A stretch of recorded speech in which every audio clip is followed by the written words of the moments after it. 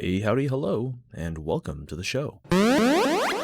Welcome to this episode of the Steam Redlight series, the series where we look at Steam's most lowly and controversially rated games to see if they're really as bad as the internet says they are. I'm your host for the day, Smirk. Before we get into the goods, near the end of the video there's a channel update about my release schedule if you're interested. If for some reason you want to see the update now, the timestamp in the lower right will tell you how to get there. For now, let's just move along. Today's game is called Hentai Demon and was released on April 4th of 2020 and is normally priced as a $1 game. It was developed and published by Seedwall, who has made other such modern arts such as Hentai vs. Furries, Trump Loves Waifus, and Daenerys Doesn't Want Hentai. It has 14 reviews in total, with roughly 6 of those reviews being positive and the other 8 being negative, leaving Steam with a mixed rating where only 42% recommend the game. Admittedly, I think this is the first time I bought a game solely because of its store description. It simply just says, "The first flying anime game!" Space! Exclamation point. Now, Hentai Demon was released in April of 2020, and I'm pretty sure Spyro is an anime game, and I played that back in 1998. I mean, he has those anime eyes, so I don't think I'm too far off the mark here. As if the description wasn't enough to rope me in, the about this game really revved up my curiosity. I was really hoping to learn what CAC, or CAC is, since the about this game talks about it a couple of times, like CAC ability to chain a devastating combo. If I Google CAC, all I find is customer acquisition costs, so maybe the Hentai Demon is a marketing major? That's all I can really theorize. Anyways, in this game you play as a nameless, backstoryless demon. Even the idea that you're a demon is questionable since there's nothing other than the character model to support that.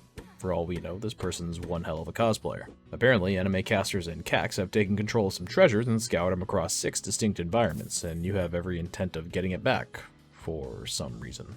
The game's controls are pretty simple. WASD movement, shift to go fast, left click to melee, right click to send a projectile, tab to start flight, and spacebar to go higher while flying.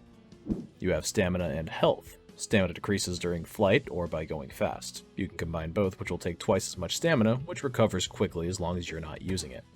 Health doesn't regenerate at all, but each level operates separately, so it doesn't really matter as long as you don't accidentally incur fall damage while falling out of the sky.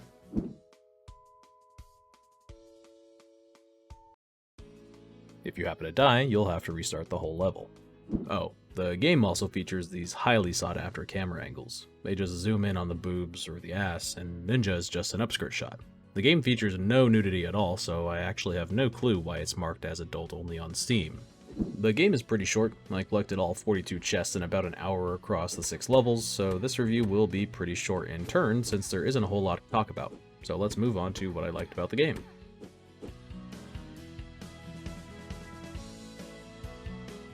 Well, I guess the animations are okay. It's like the most fluid thing in this game.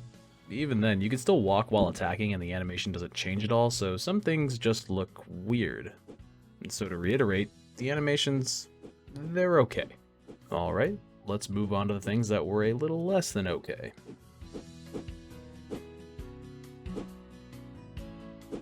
So to start off, the gameplay is just very dull. You can fly around and open chests. You don't have to fight the guardians around the chests, mind you, but that's your only goal. The chests don't change positions or anything when you replay a level, they're in the same place every time.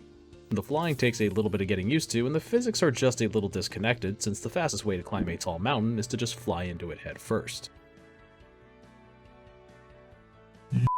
Half the time I use projectiles, they don't land correctly since they only shoot directly in front of your character, so you kinda just have to stand still in front of your opponent if you intend on hitting them with it. Next up is the sound design. The game features 4 different songs and somewhere around 7 sound effects in total. I typically count the songs and sound effects when I notice that there seems to be a lot missing.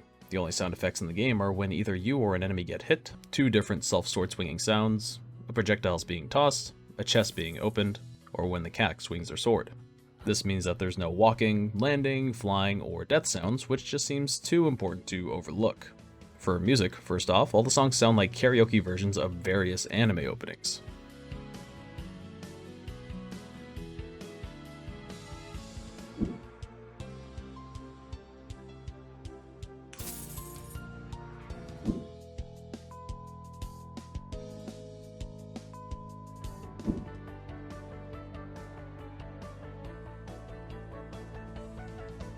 Second, some songs just don't quite fit, like this song for example.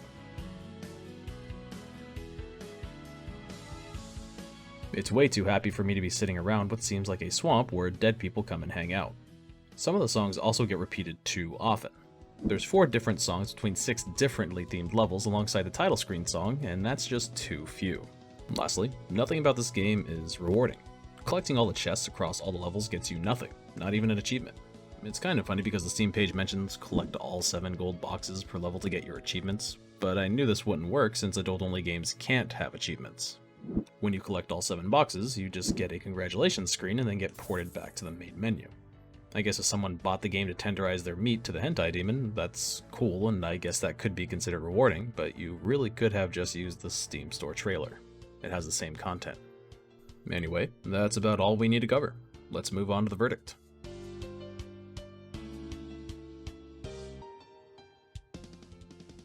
To highlight Hentai Demon's strengths, the animations of the game are pretty fluid, even if it's missing some more conditional ones like moving and attacking. To cover Hentai Demon's weaknesses, the gameplay is super dull, the sound design is incredibly weak, and the game just overall lacks any type of reward. With all these things considered, I can say that I do not recommend Hentai Demon. I don't really have anything more to add like I usually do. The game really doesn't give me a lot to talk about. Okay, release schedule, channel update time. So the short of it is that I'll be releasing less videos. I won't be doing them every week anymore. The reason being is that guaranteeing a video coming out every week stops me from working on bigger videos since I only work on videos for half of Friday, then most of Saturday and Sunday.